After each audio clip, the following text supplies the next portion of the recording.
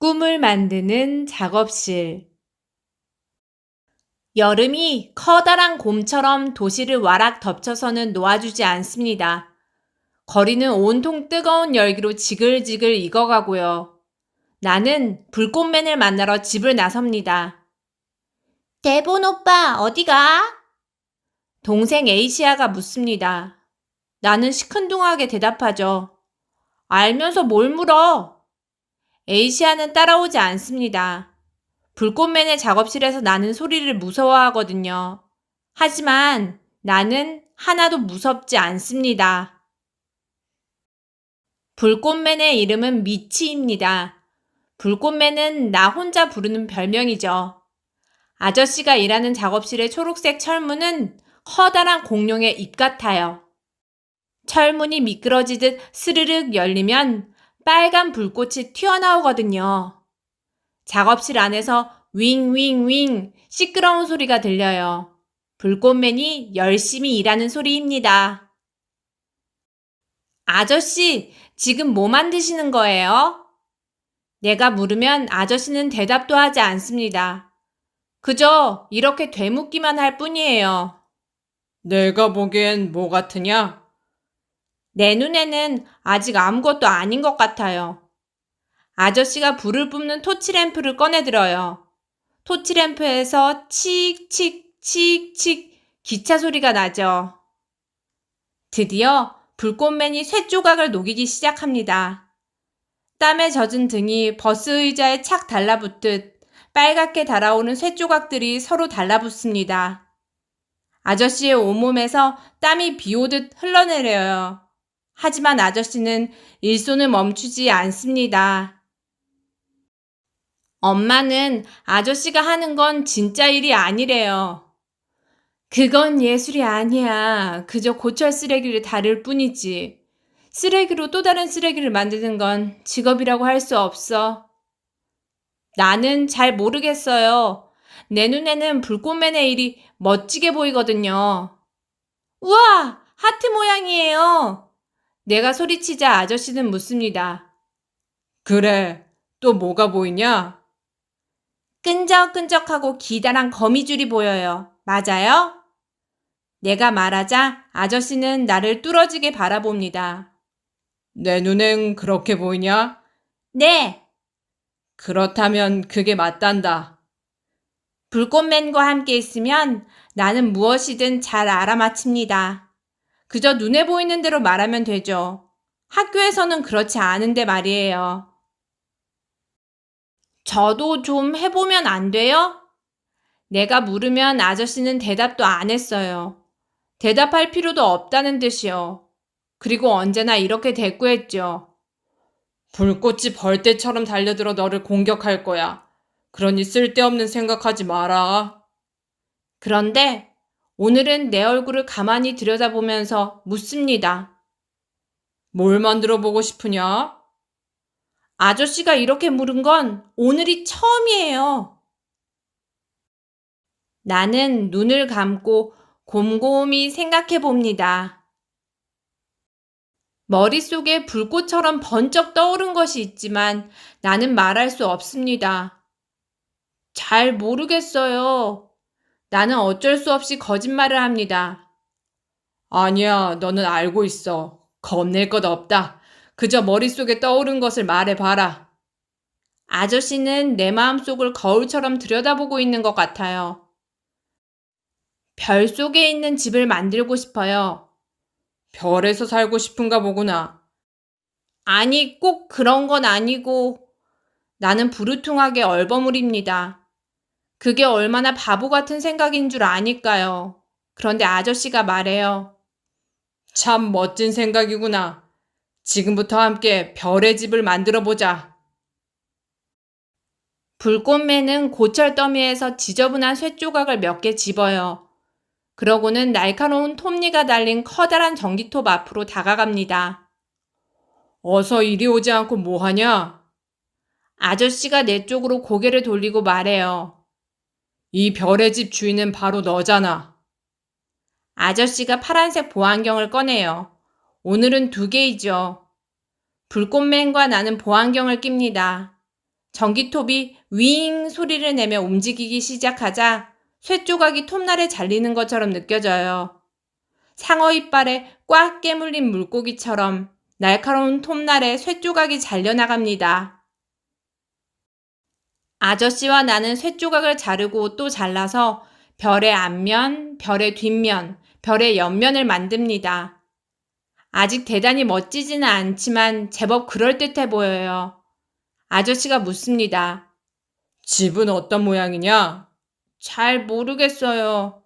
아니, 너는 알고 있어. 머릿속으로 집 모양을 그려봐. 그런 다음 그게 어떻게 생겼는지 말해봐라. 집에는 굴뚝이 있어요. 창문 몇 개도요. 현관문은 동그래요. 내가 머릿속에 떠오른 생각을 모두 말하자 아저씨는 내가 말한 대로 쇳조각을 자릅니다. 아저씨가 말해요. 이제 뒤로 물러서라. 벌떼의 공격 잊지 않았지? 토치램프에서 성난 불꽃이 뿜어져 나오기 시작합니다. 작은 창문에서부터 둥그런 현관문까지 내가 머릿속으로 그려본 별의 집이 타오르는 불꽃 속에서 조금씩 완성되어 갑니다. 별의 집을 만든다니 처음에 나는 바보 같은 생각인 줄 알았어요. 하지만 불꽃맨의 토치램프는 그렇게 생각하지 않나 봐요. 뜨거운 불꽃을 내뿜는 토치램프는 무척 즐거워 보입니다.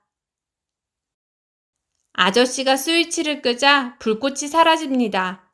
쇳조각은 전부 시커멓게 그을렸어요. 하지만 걱정하지 않아도 돼요. 연마기로 갈면 말끔해지니까요.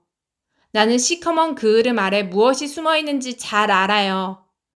아저씨가 연마기를 윙 돌리자 불꽃이 사방으로 튀면서 시커멓던 쇳조각이 점점 파르스름한 은빛으로 반짝거립니다. 시커먼 그을음 아래 숨어 있던 것은 바로 그 아름다운 은빛이었습니다. 작업실 밖은 여전히 한여름의 열기로 뜨거워요. 하지만 나는 불꽃맨이 뿜어내는 불꽃 속에서 은빛 하트와 거미줄, 그리고 나만의 별의 집이 만들어지는 모습을 보았습니다. 엄마가 뭐라고 할지 잘 알고 있어요. 하지만 내 눈에는 눈부시게 반짝이는 별의 집이 결코 쓰레기로 보이지 않습니다. 집에 돌아와 보니 에이시아가 강아지를 혼내고 있어요. 나는 동생에게 들킬세라 살금살금 집 안으로 들어갑니다. 그때 엄마가 소리칩니다. 대본, 도대체 어디 갔다 오는 거니? 잘 아시잖아요. 그 고철 아저씨가 오늘은 또 뭘 만들었지? 마음 한구석에서는 보여주지 말라고 했지만 나는 보여주기로 했어요. 불꽃맨의 토치램프처럼 내 마음속에서 불꽃이 일어났거든요. 이거예요. 나는 은빛으로 반짝이는 별의 집을 꺼내 보입니다. 엄마는 별의 집을 이리저리 돌려가며 자세히 들여다봐요. 뒷면에 내 이름이 새겨져 있구나. 이걸 내가 만들었니? 그런 것 같아요. 이마에서 땀이 흘러내려요. 하지만 가슴 속은 싸늘하죠. 고철 쓰레기로? 네. 엄마는 별의 집을 집안에서 가장 잘 보이는 에어컨 위에 턱 올려놓습니다. 그러고는 말해요.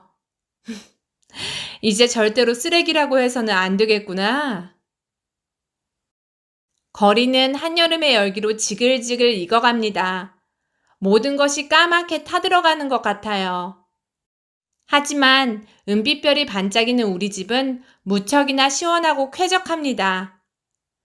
나는 세상을 다르게 보는 눈을 갖게 되었어요. 엄마도 그런 것 같아요. 모두가 불꽃맨 덕분입니다. 과학자 에이다의 대단한 말썽. 이 이야기의 주인공은 에이다 마리라는 여자아이예요. 에이다 마리는 3살이 될 때까지 말을 하지 못했답니다. 아기 침대 위에서 통통 뛰면서 방 안을 둘러보기만 했죠. 아무 소리도 내지 않고 그저 가만히 세상을 관찰한 거예요. 에이다는 곧 기어다닐 수 있게 되었어요. 방을 온통 헤집고 다니며 가지고 싶은 건 뭐든 손에 넣었죠. 에이다는 하루 종일 밤에 잠들 때까지 지치지도 않고 들리는 모든 소리와 보이는 모든 것을 쫓아다녔어요. 에이다는 점점 자랐지만 여전히 말은 하지 못했어요. 엄마 아빠는 걱정을 많이 하면서도 괜찮을 거라고 굳게 믿었어요.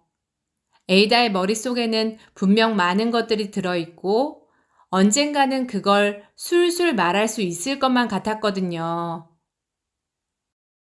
에이다가 정확히 3살이 되던 날이었어요. 뭔가를 꼭 알아내야겠다고 마음먹은 에이다는 집안을 재빨리 가로질러 갔어요. 그러고는 커다란 괴종식의 꼭대기까지 올라갔죠. 안 돼! 엄마 아빠가 소리를 질렀어요. 훌륭한 부모님들은 다 그래요. 에이다는 조금 떨리기는 했지만 울지는 않았어요. 크게 한번 숨을 쉬고는 짧게 말했죠. 왜요? 왜 시계에서는 똑딱똑딱 소리가 나요? 왜 할아버지의 낡은 시계 노래는 손녀딸의 낡은 시계로 바꿔 부르지 않아요? 할아버지는 벌써 돌아가셨고 이제 손녀딸이 시계를 물려받았는데요. 왜 장미에는 뾰족한 가시가 붙어 있나요? 왜 아빠 코 안에는 털이 이렇게 많이 나 있어요? 왜요로 시작된 질문은 뭐예요? 어떻게요? 그리고 언제요?로 이어지다가 잠잘 시간이 되면 다시 왜요?로 돌아갔어요.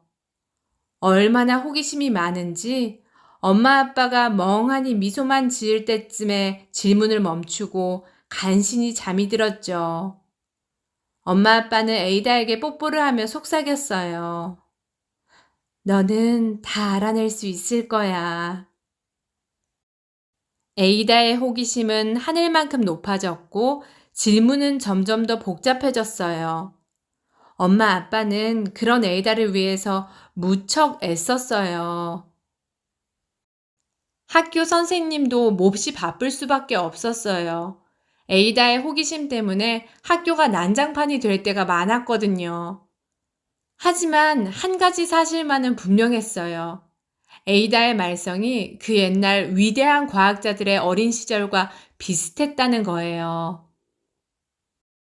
봄이 시작되던 날이었어요. 에이다는 실험을 하느라 바빴어요.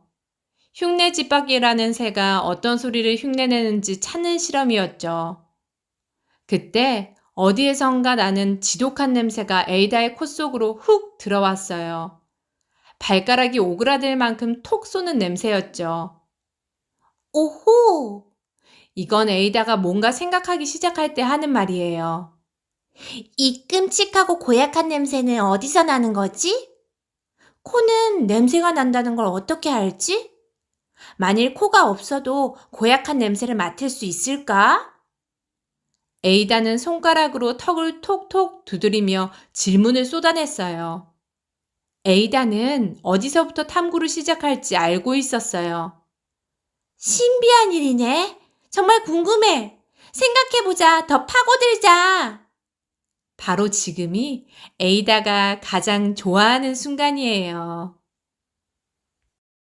에이다는 할 수 있는 모든 방법을 다 써서 탐구하기 시작했어요. 좋은 냄새, 나쁜 냄새 등 수많은 냄새와 냄새 맡는 과정을 찾으려 했죠.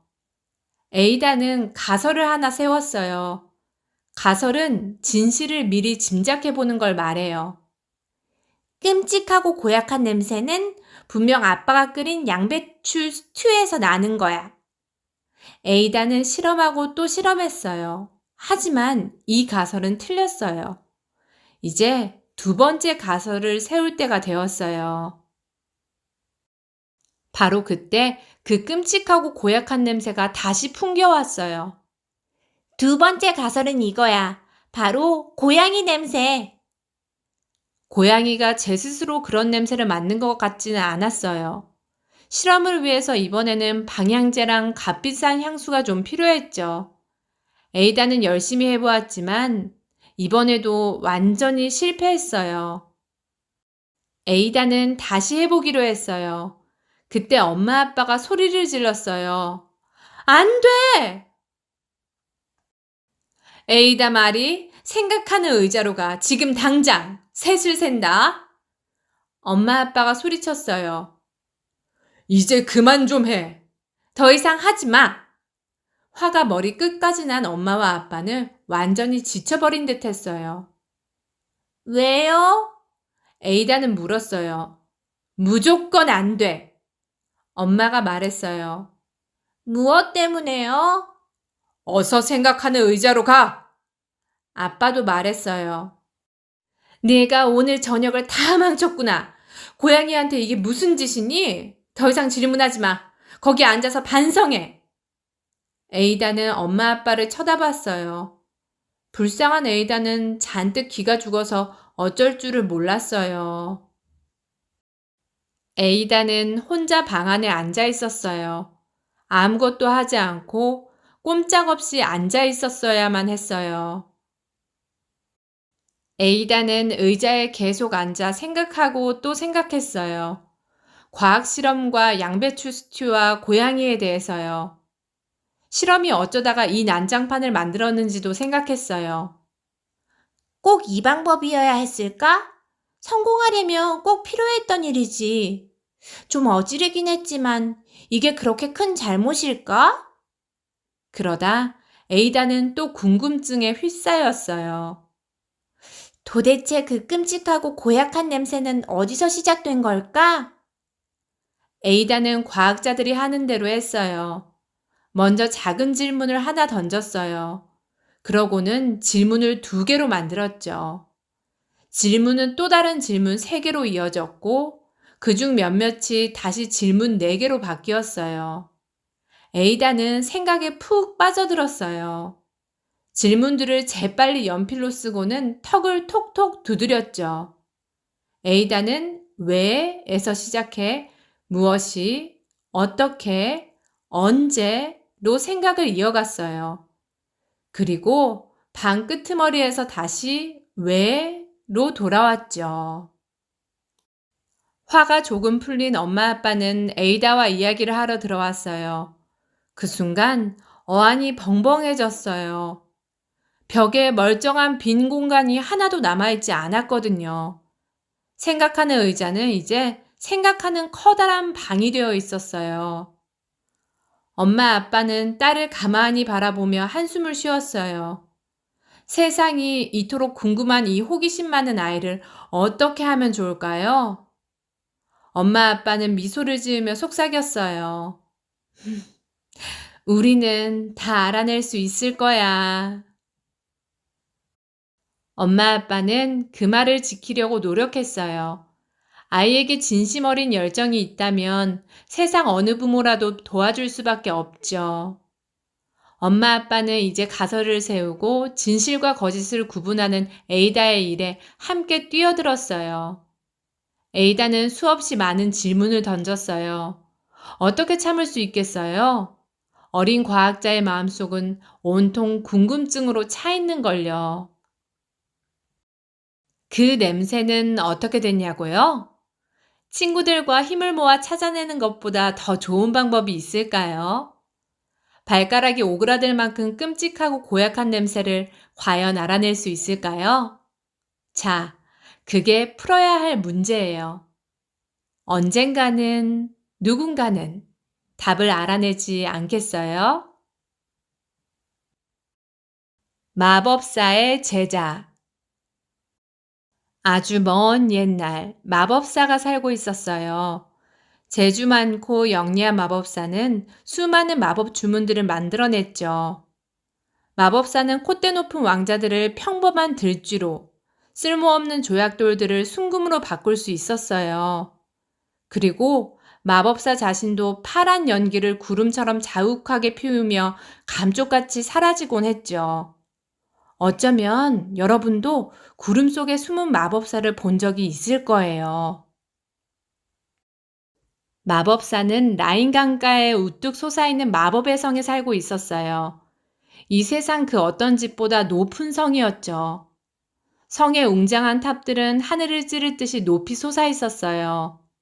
마법의 성 안에는 수많은 복도와 비밀 통로들이 얽히고 설켜 깊고 습한 지하실까지 굽이굽이 이어지고 있었어요. 그 지하실이 바로 마법사의 작업실이었죠. 작업실의 한쪽 벽엔 가죽 표지가 번들번들 닳고 얼룩진 책들이 가득 차 있었어요.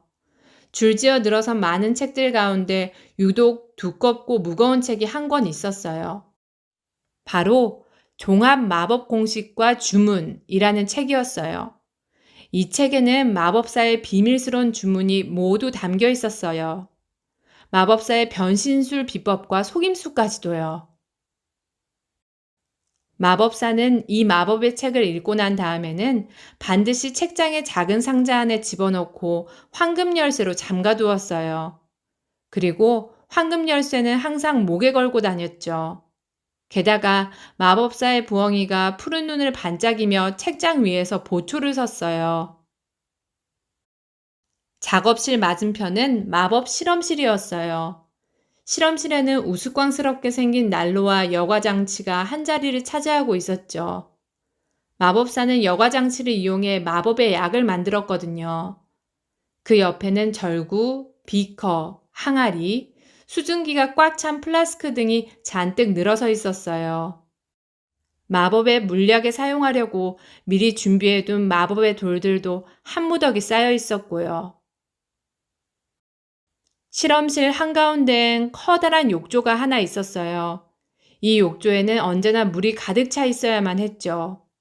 그러려면 물이 찰랑거리는 무거운 양동이를 들고 지하실부터 라인강까지 이어지는 가파른 계단을 여러 번 오르내려야 했어요. 욕조에 물을 채우는 일은 마법사의 제자 훔볼트의 몫이었어요.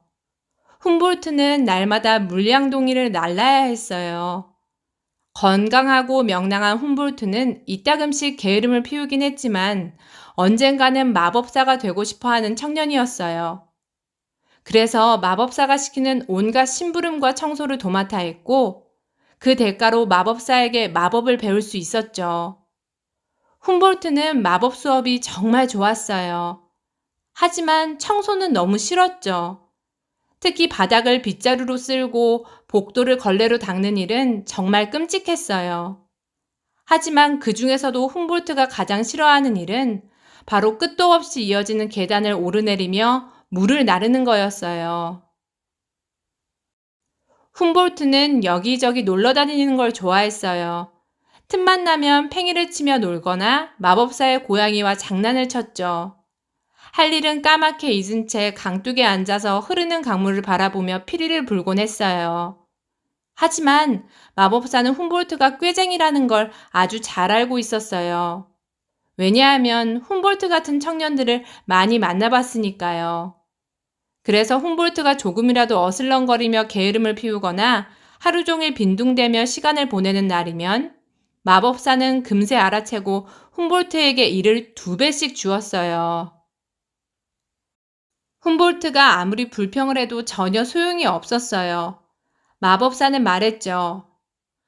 모름지기 제자라면 열심히 배우고 일을 해야지. 너처럼 해서야 어디 마법의 힘을 손에 넣기나 하겠나. 마법의 힘은 스스로 노력해서 얻어야만 해. 그저 주문만 달달 외우면 되는 게 아니란다. 마법은 힘이고 힘은 반드시 지혜롭게 사용해야 하거든. 너도 언젠가는 알게 될 거다. 아마도 말이야. 그러던 어느 날 마법사는 검은 숲에서 열리는 마법사들의 회의에 초대를 받았어요. 집을 나서기 전 마법사는 사다리를 타고 올라가 두꺼운 마법의 책을 꺼내더니 무언가를 옮겨 적었어요. 그리고 훔볼트에게 말했죠. 전 세계의 마법사들이 한자리에 모인다는구나. 나도 그 회의에 가야 해. 너는 내가 없는 동안 성을 잘 지키면서 내가 맡은 일을 빠짐없이 해두어야 한다.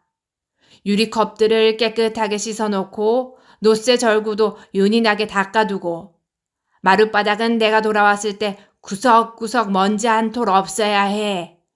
그리고 가장 중요한 일이 남아있지. 욕조는 항상 물이 가득 차 있어야 해. 이 모든 일을 다 끝내기 전에는 절대로 빈둥거려선 안 된다. 이야기를 끝낸 마법사는 망토를 걸치고 웅얼웅얼 주문을 외우더니 펑 소리와 함께 파란 연기구름 속으로 사라졌어요. 가구와 마룻바닥에는 금세 파란 가루들이 내려앉았죠. 훔볼트는 투덜거렸어요. 쳇! 내가 맨날 할 일 없이 빈둥거리는 것처럼 말하네. 나한테 일거리를 몽땅 떠넘기고 자기는 항상 놀궁리만 한다니까. 이건 정말 불공평해. 자기는 스승이랍시고 주문이나 외우고 앉아있는 동안 나는 뼈 빠지게 일만 하고. 스승님은 마법의 힘만 가진 게 아니라 재미도 혼자 다 보잖아. 훔볼트는 먼지와 쓰레기 더미 속에서 언짢은 표정으로 주위를 둘러보았어요. 바로 그때 반짝이는 물건 하나가 훔볼트의 시선을 사로잡았죠. 그건 바로 황금 열쇠였어요. 마법사의 책상에 황금 열쇠가 놓여 있었어요. 마법사는 너무 서둘러 떠나는 바람에 열쇠 챙기는 걸 깜빡하고 만 거예요. 이런 엄청난 행운이 생기다니. 다시는 안 올 절호의 기회였죠. 훔볼트는 얼른 황금 열쇠를 집어들었어요. 그리고 부엉이가 보초를 서는 책장 앞으로 재빨리 다가갔죠. 조심스레 위를 올려다보니 부엉이는 깜빡 졸고 있었어요. 훔볼트는 순식간에 사다리 위로 기어 올라갔어요. 마법사의 두꺼운 책이 들어있는 상자를 열 때는 너무 흥분된 나머지 손이 다 떨릴 정도였죠. 훔볼트는 쥐 죽은 듯 조용히 양피지 책장들을 한 장씩 넘겼어요. 동그라미와 별, 그리고 여러 신비로운 문양들이 페이지마다 그려져 있었어요. 글자들은 대부분 낯선 언어로 쓰여 있었죠. 그러던 중 드디어 훔볼트도 아는 글자들이 나타났어요. 바로 빗자루 마법이라는 주문이었죠. 당신이 바라는 모든 것을 즉시 이뤄주는 빗자루. 훔볼트는 기뻐하며 생각했어요. 그렇다면 내가 명령을 내리는 대로 빗자루가 움직인단 말이지. 그러고는 주문을 읽고 또 읽어서 통째로 외워버렸죠. 마침내 훔볼트는 책을 탁 덮고 두 눈을 감은 채 외쳤어요. 샤르르름타! 파르르름타! 늙은 빗자루야, 너의 주인님이 말씀하신다. 구석에서 나와 내 일을 대신하여라! 훔볼트가 외치는 소리에 졸고 있던 부엉이가 깜짝 놀라 깨어났어요. 부엉이는 퍼덕이며 날아오르다가 사다리에 있던 훔볼트와 부딪히고 말았어요. 그 바람에 오래되어 썩어가던 사다리는 두 동강이 나고 훔볼트는 아래로 떨어졌죠. 하지만 다행히 마법사의 박제 악어 위에 떨어진 덕분에 딱딱한 바닥에 엉덩방아를 찢지는 않았어요. 훔볼트는 푹신한 악어 위에 앉아서 잠시 기다렸어요. 하지만 아무 일도 일어나지 않았어요. 혹시 훔볼트가 엉뚱한 주문을 외운 걸까요? 천만에요. 빗자루가 어느새 움직이기 시작했어요.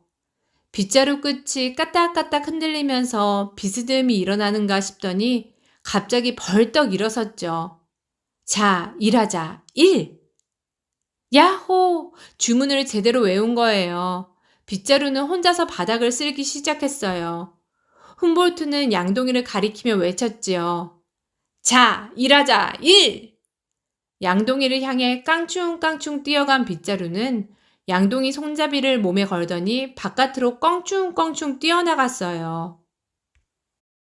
그리고 끝없이 이어지는 가파른 계단을 뛰어내려가 라인 강가에 이르렀죠.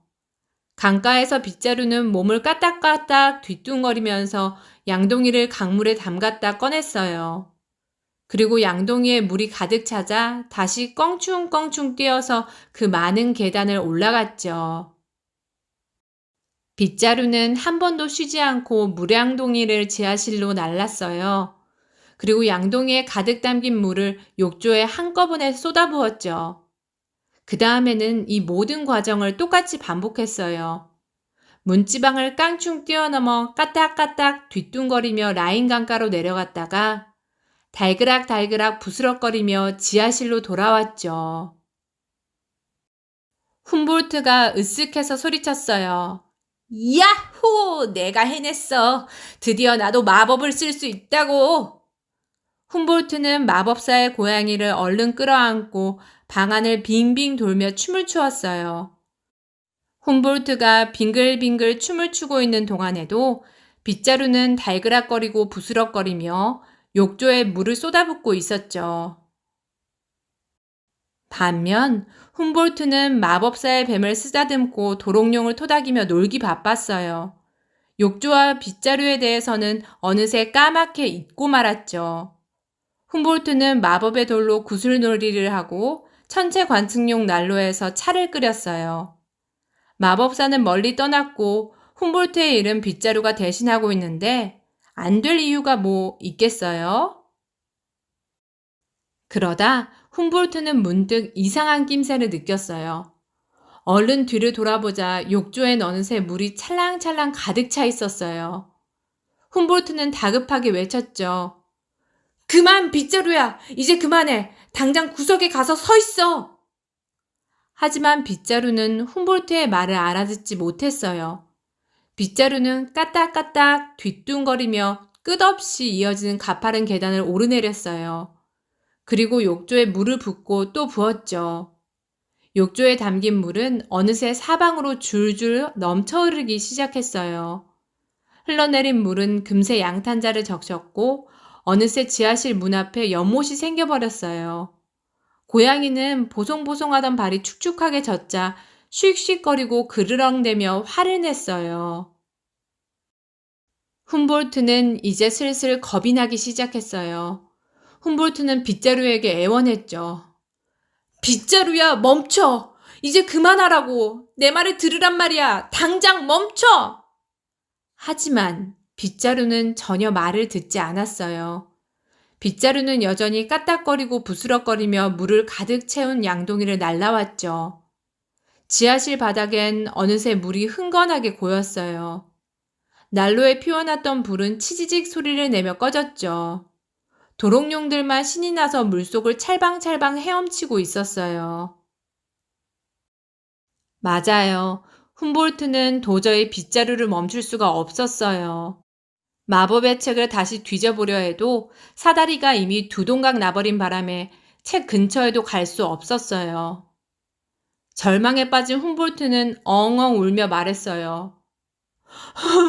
나는 왜 이렇게 운이 없는 거야?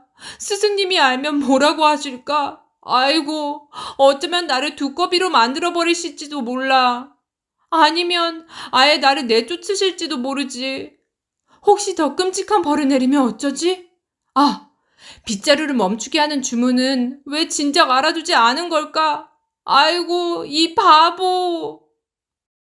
훔볼트는 혹시 빗자루를 움직이게 만들었던 주문이 빗자루를 멈추게 할 수 있지 않을까 싶어 다시 큰 소리로 외쳤어요. 샤르르름 타! 파르르름 타! 늙은 빗자루야, 너의 주인님이 말씀하신다. 당장 멈추어라. 너는 너의 일을 하여라. 하지만 아무 일도 일어나지 않았죠. 훔볼트는 다시 외쳤어요. 샤르르름 타! 파르르름 타!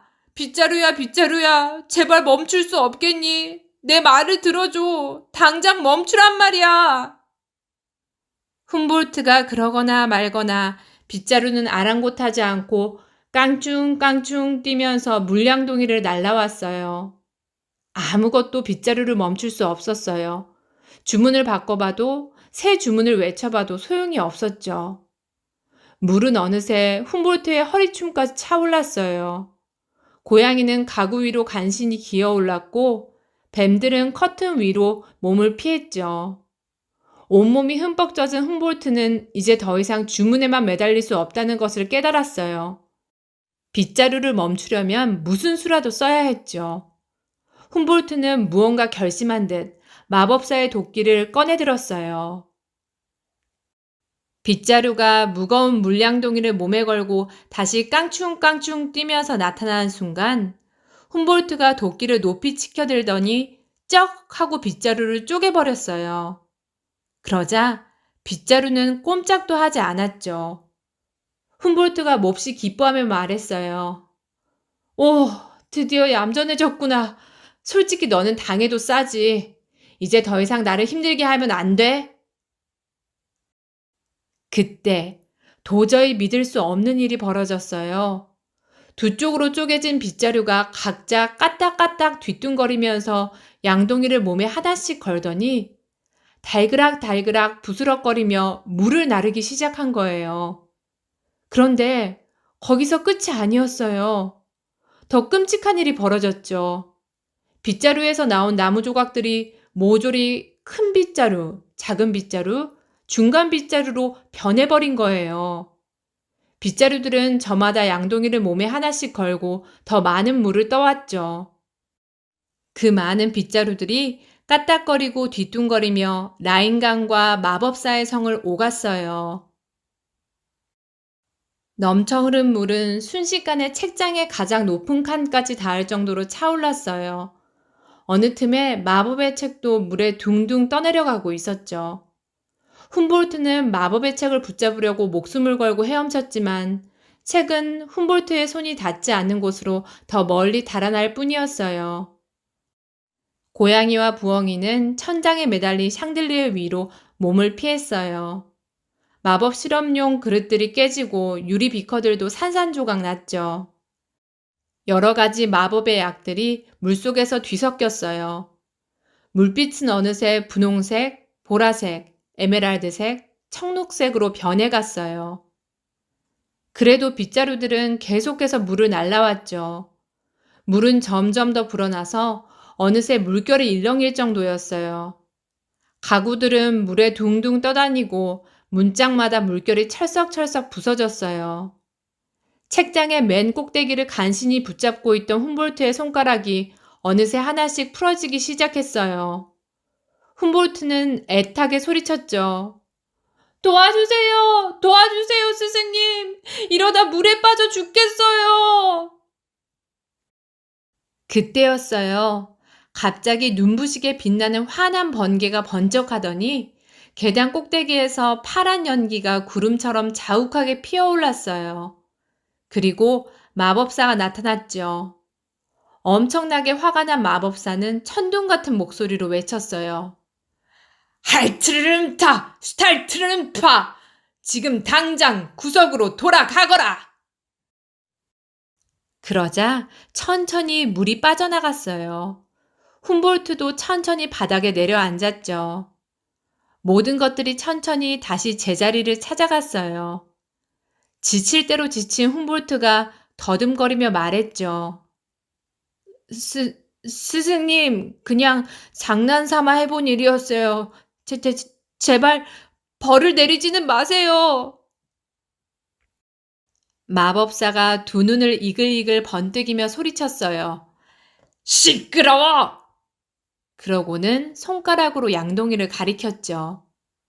흠뻑 젖어 녹초가 된 훔볼트는 후들거리는 다리를 이끌고 겨우겨우 걸음을 옮겼어요. 그리고 간신히 허리를 굽혀 빈 양동이를 집어들었죠. 그런데 바로 그때였어요. 훔볼트가 허리를 굽히는 순간 빗자루가 까딱하며 움직이는 게 아니겠어요? 그러더니 훔볼트의 엉덩이를 찰싹찰싹 때리며 라인강으로 향했답니다. 아빠, 나한테 물어봐. 아빠, 내가 좋아하는 게 뭔지 한번 물어봐. 넌 뭘 좋아하니? 나는 개를 좋아해. 고양이도 좋아하고 거북이도 좋아해. 나는 기러기가 좋아. 하늘을 나는 기러기? 아니면 물에 떠 있는 기러기? 하늘을 나는 기러기가 좋아. 아니야, 물에 떠 있는 기러기도 좋은데 둘 다 좋아. 내가 좋아하는 게 뭔지 또 물어봐. 내가 좋아하는 게 또 뭐야? 나는 개구리가 좋아. 헤엄치는 개구리가 좋아. 폴짝폴짝 뛰는 개구리도. 나는 벌레가 좋아. 곤충 말이야? 아니, 벌레. 나는 나비가 좋아. 그리고 반짝벌레도. 반딧불이? 아니, 반짝벌레. 또 딱정벌레랑 꿀벌이랑 잠자리도 좋아. 나는 꽃도 좋아해. 아니, 나는 꽃을 정말 사랑해. 꿀벌도 꽃을 사랑하지. 그렇지? 그럼. 그리고 꿀벌이 꿀을 만드는 거지. 맞지? 응, 맞아. 또 내가 뭘 좋아하는지 물어봐. 또 뭘 좋아하니? 나는 말이 좋아. 아니야. 말을 타는 게 좋아. 내가 말을 타봤나? 회전목마 탔잖아. 기억나지? 아빠 기억하면서.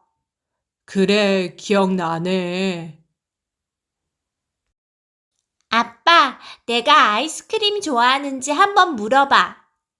너 아이스크림 좋아하니? 아니, 나는 아이스크림을 사랑해. 정말 사랑해. 또 내가 뭘 좋아하게? 내가 또 뭘 좋아할까? 나는 모래가 좋아. 모래 파는 게 좋아. 모래 파는 걸 정말 좋아해. 깊이, 아주 깊이 말이야. 그리고 조개 껍데기도 좋아해. 아빠랑 나랑 같이 조개 껍데기 주었잖아. 그래, 그랬지. 아참, 불가사리도 좋아. 내가 뭘 좋아하는지 또 물어봐, 아빠. 내가 좋아하는 게 또 뭐가 있을까? 나는 빨간색이 좋아. 빨간색인 건 뭐든 다 좋아. 또 물어봐.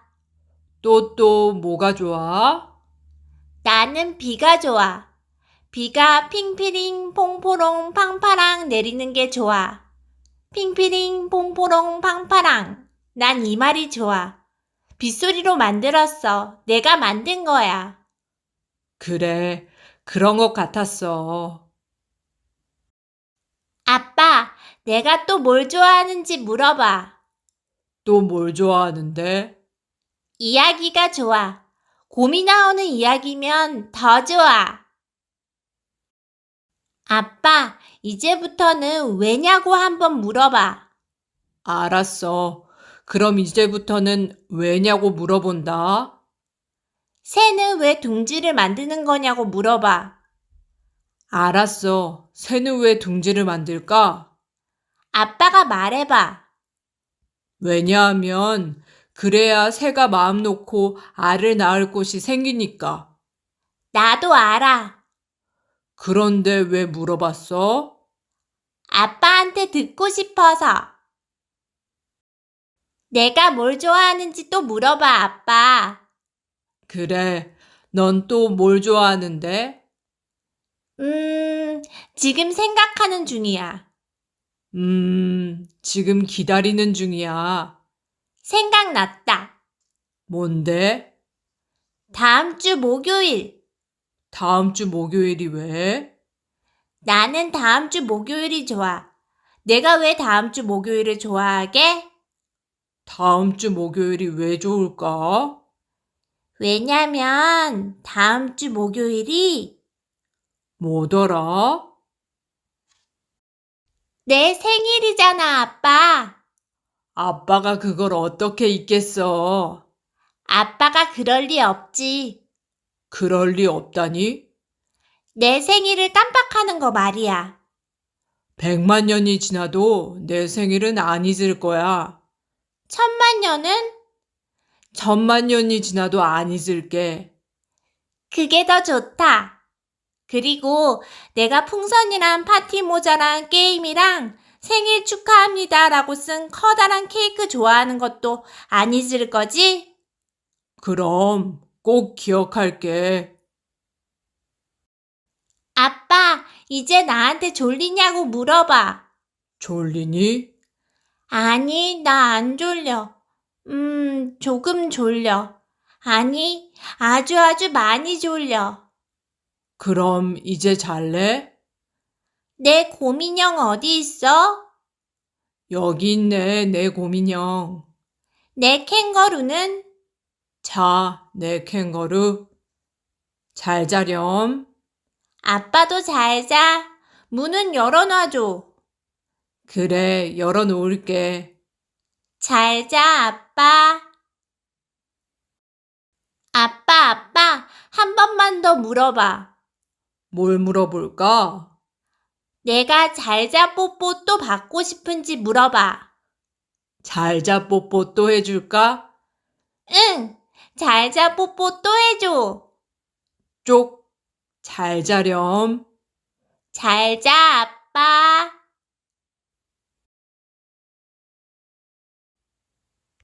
닭들은 왜 담장을 쌓았을까? 농장에서 암탉들이 담장을 쌓았어요. 도대체 왜 담장을 쌓은 걸까요? 모든 일은 서늘한 가을 아침에 시작되었어요. 닭장 한복판에 고슴도치 한 마리가 나타났어요. 길을 잃은 걸까요? 먹이를 찾아온 걸까요? 어쨌든 그날 농장 동물들은 고슴도치를 처음 보았어요. 다들 이 동물이 무엇인지 몹시 궁금했어요. 많은 동물들이 우르르 몰려와서 요리조리 뜯어보자 화들짝 놀란 고슴도치는 후다닥 공처럼 몸을 말았어요. 그 모습을 보고 농장 동물들도 깜짝 놀랐어요. 암탉들은 날개 끝으로 고슴도치를 가리키며 꼬꼬대거렸고 오리들은 눈을 흘기며 쑥덕거렸지만 아무도 감히 가까이 가지 못했어요. 아기 거위 지타는 고슴도치가 놀란 것뿐이라고 말했지만 아무도 귀담아 듣지 않고 이러쿵 저러쿵 떠들어댔어요. 들쥐가 다가가 보고는 어깨를 으쓱했어요. 대체 이 발 달린 밤송이가 뭐가 신기하다는 거야? 이곳저곳 여행을 많이 다닌 비둘기 할아버지는 이런 동물이 있다는 이야기를 들어봤다며 모르는 척하는 게 좋을 거라고 했어요. 그러는 동안에도 고슴도치는 꼼짝도 하지 않았고 모두들 고슴도치만 지켜보기가 지루해졌어요. 마침내 저마다 하던 일로 되돌아갔지만 다들 흘끔흘끔 고슴도치를 곁눈질했어요. 고슴도치는 땅거미가 질 때까지 가만히 있었어요. 이튿날 아침 동이 텄을 때 고슴도치는 사라졌어요. 닭장에서는 추측이 꼬리를 물고 이어졌어요. 암탉들이 꼬꼬대거렸어요. 그 동물은 대체 뭐지? 도둑처럼 내빼다니 수상한걸? 확실히 보통 일이 아니야. 병아리들이 다 있나 세어봤어? 우리 달걀도 세어봐. 암탉들은 병아리를 하나하나 확인했어요. 다들 아무 일 없었어요. 그래도 불안은 가라앉지 않았어요. 나서기 좋아하는 암탉이 고슴도치가 다녀간 뒤로 쪼아먹을 벌레가 줄었다고 말했어요. 그러자 붉은 암탉이 한술 더 떴어요. 맞아, 지렁이가 드물어졌어. 그 동물이 다 잡아먹은 건지도 몰라. 꼬꼬대 꼬꼬대. 암탉들은 더욱 호들갑을 떨었어요. 지나가던 수탉이 그 꼴을 보고 이 기회에 요즘 부쩍 말을 듣지 않는 암탉들을 휘어잡아야겠다고 생각했어요. 암탉 여러분, 겁먹지 맙시다. 이렇게 아무것도 못해보고 깃털을 뽑힐 수는 없습니다. 가시돋친 침입자로부터 우리를 지킵시다. 우와, 암탉들은 수탉의 번드레한 말에 넘어가 꽁짓깃을 흔들었어요. 조그만 병아리 하나가 조심스럽게 말했어요. 부리만으로는 우리를 지킬 수 없어요. 다들 가시에 꿰뚫리고 말 거예요. 무시무시한 말에 볕들이 부르르 떨렸어요. 수탈기 말했어요. 닭장 둘레에 담장을 쌓읍시다. 야생동물은 아무도 넘지 못할 높은 담장을, 하늘을 나는 새도 넘지 못할 높은 담장을. 닭들은 열렬히 찬성하며 한 몸이 된 것처럼 일을 시작했어요. 농장 동물들은 대놓고 비웃었어요. 두더지는 닭에게 이빨이라도 나기 전에는 절대로 담장이 완성되지 못할 거라며 거만한 표정으로 덧붙였어요. 저런다고 갑자기 건축 기술자가 되는 건 아니지. 그나마 좋은 점을 찾아낸 건 들쥐뿐이었어요. 들쥐는 어깨를 으쓱하며 툴툴거렸어요.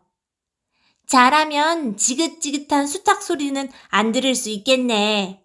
늘 꼭두새벽부터 악을 쓰니 잠을 잘 수가 있어야지. 비웃거나 말거나 암탉들은 겨우내 부지런히 일했어요. 수탉은 작업 현장을 감독하며 게으름 피우는 일꾼을 다그쳤어요. 담장은 착착 올라갔어요. 곧 닭장 지붕이 보이지 않게 되었고 담장은 더 높이 올라갔어요. 눈이 오나 바람이 부나 닭들은 닭발에 땀이 나도록 일했고 곧 담장 높이가 농장 지붕을 넘어섰어요. 그래도 수탉은 만족하지 않았어요. 담장이 높아질수록 마음을 놓을 수가 있습니다. 용기를 내서 우리 닭들이 겁쟁이가 아니라는 것을 온 농장에 보여줍시다.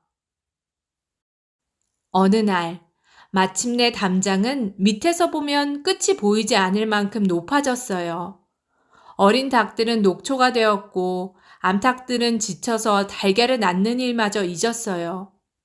이제 모두들 바라는 건 단 한 가지, 일상으로 돌아가는 것뿐이었어요. 담장이 완성되는 날은 축제가 열렸어요. 기쁨에 찬 꼬꼬댁 소리 속에 드디어 수탉이 마지막 벽돌을 놓았어요. 바로 그 순간 겨우내 집더미 속에서 잠을 자던 고슴도치가 기어 나왔어요. 담장에 문을 내는 것을 깜빡하는 바람에 고슴도치는 닭들과 함께 닭장에 갇혀버렸어요. 수탉이 부랴부랴 부리로 통로를 뚫기 시작했지만 담장은 아주 튼튼했기 때문에 부리 끝이 다 닳고 여름이 다 지나도록 아무도 드나들지 못했어요. 그 사이에 암탉들은 고슴도치가 익숙해졌어요. 고슴도치도 암탉들을 무서워하지 않게 되었고요. 그래서 고슴도치는 닭장에서 살게 되었답니다. 빨강이 어때서? 난 빨강이야. 우리 엄마는 하얗고 우리 아빠는 까맣지. 난 하양이랑 까망이랑 줄무늬랑 얼룩이랑 함께 태어났어. 내가 태어날 때 엄마 아빠는 깜짝 놀랬대. 모두 엄마 아빠의 털 색깔을 닮았는데 나만 엉뚱하게 빨간색이어서 말이야. 어휴, 저렇게 털이 빨개서 어쩌지? 엄마 아빠는 한숨 쉬며 나를 걱정했어. 하지만 난 내 빨간 털이 마음에 쏙 들었어. 참 예뻐 보였거든. 빨강이는 털색이 우리랑 달라. 너무 불쌍해. 하양이랑 까망이랑 줄무늬랑 얼룩이가 말했어. 하지만 난 내 빨간 털이 예쁘고 좋았어. 다른 고양이들이랑 똑같으면 시시할 것 같았어. 흰 우유를 많이 마시면 하얘질지 몰라. 엄마는 흰 우유를 듬뿍 마시게 했어. 하지만 난 하얘지고 싶지 않았어. 까만 생선을 많이 먹으면 까매질지 몰라. 아빠는 까만 생선을 잔뜩 먹게 했어. 하지만 난 까매지고 싶지 않았어. 밀가루를 온몸에 뿌리면 하얘질지 몰라.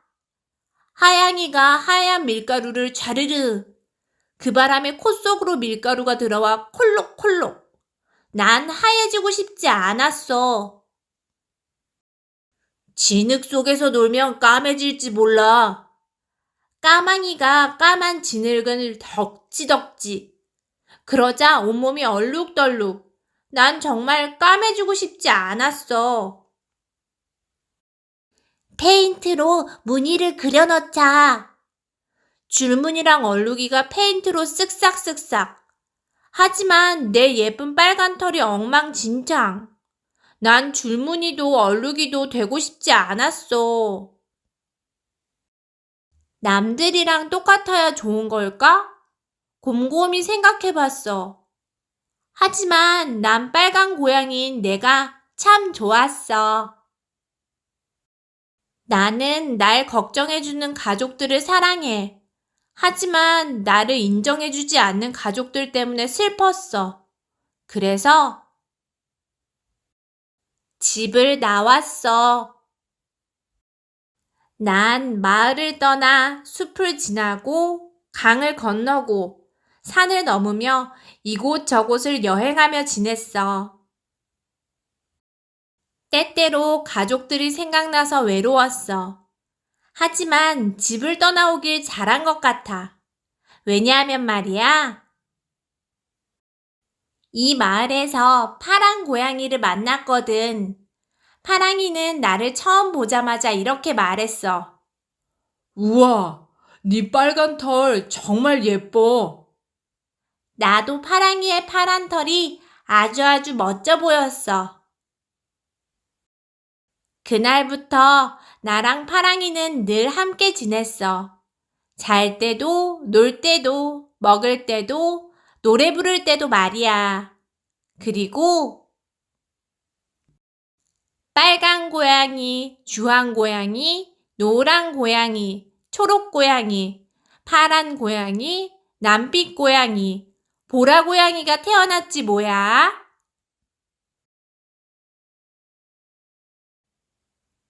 도서관에서는 모두 쉿! 토요일 아침마다 캐리는 도서관에 갔어요. 캐리는 언제나 책을 고르기 전에 커티스 선생님하고 얘기를 나누곤 했죠. 어느 토요일 아침, 캐리는 작고 둥근 책상으로 가서 두 남자아이 사이에 앉았어요. 그리고 동물원에 관한 책을 들여다보기 시작했어요. 잠시 뒤, 캐리는 천천히 책을 덮은 다음 마음속으로 중얼거렸어요. 만일 내가 사서 선생님이라면 동물들만 책 읽으러 오는 특별한 날을 만들 거야. 먼저 문 앞에 이런 안내문을 걸 테야. 그런 다음 책상 앞에 앉아서 기다려야지. 우리 도서관에 온 걸 환영해, 카나리야. 일찍 와줘서 정말 고마워. 어머나, 사자야. 이렇게 와줘서 정말 기뻐. 도서관 규칙은 잘 알고 있겠지? 여기선 으르렁거리면 안 돼. 어서 와, 곰아. 우리 도서관에는 곰에 관한 책도 많이 있어. 앞발로 넘기면서 보면 아주 재미있을 거야. 자, 여기 몇 권 가져왔어. 문이 작아서 미안. 코끼리야, 내가 도와줄게. 책상은 혼자서 쓰면 되는데 의자는 4개로도 불편하겠구나. 그래도 좋은 시간 보내렴. 공자가 내가 와서 얼마나 기쁜지 몰라. 오늘 내가 꼭 와주길 바랐거든. 솔직히 내가 들어오는 소리를 못 들었어, 거북아. 정말 뜻밖이야. 마음 푹 놓고 읽으렴. 어머, 기린이구나. 난 내가 이렇게 불쑥 나타날 줄 몰랐어. 책꽂이 맨 위에 멋진 키다리 책이 있을 거야. 잘 찾아보렴. 호저가 왔구나. 정말 멋지다. 사자 곁에 너무 가까이 가면 안 돼. 사자는 간지럼을 잘 타거든. 에크, 큰일 났다. 원숭이 가족이 한꺼번에 들이닥칠 줄은 몰랐네. 모두 얌전히 있겠다고 약속해. 잘 알겠지만 여긴 동물원이 아니라 도서관이거든. 말이 들어올 수 있는 도서관이라면 당연히 암소도 들어올 수 있지. 이야, 정말 굉장해. 모두들 이렇게 우리 도서관을 좋아하다니. 쥐 발소리도 안 들릴 만큼 조용하네. 쥐다! 어쩌면 좋아. 문을 닫아둘 걸 그랬어. 생쥐들이 코끼리 코를 타고 달리네. 카나리아가 겁먹고 날아가잖아. 어휴, 사자 곁에 너무 가까이 가지 말라고 했는데. 저런 고마, 책을 조심조심 다뤄야지. 사자는 으르렁, 곰은 크르렁, 암소는 음매, 공작은 끽끽. 어휴, 이런 난장판은 처음이야. 카나리아야, 이제 어떻게 하면 좋을까? 동물들을 밖으로 내보낼 방법이 없을까? 그래, 고마워, 카나리아. 자, 여러분, 카나리아가 노래를 부른대요. 틀림없이 이제 그만 돌아갈 시간이라고 노래하는 걸 거야. 잘 가요, 여러분. 모두 즐거운 시간 보냈길 바랍니다.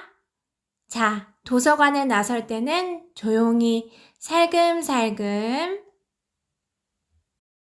쉿! 난 아무 소리도 안 냈는데? 남자아이 하나가 캐리에게 대꾸했어요.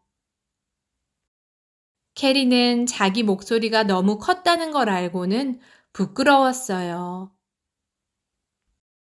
잠시 뒤, 캐리는 책꽂이로 가서 집으로 빌려갈 책을 골랐어요. 재미있게 읽으렴. 커티스 선생님이 말했어요. 네, 틀림없이 재미있을 거예요. 캐리가 속삭였어요. 카나리아는 내가 정말 좋아하는 친구거든요.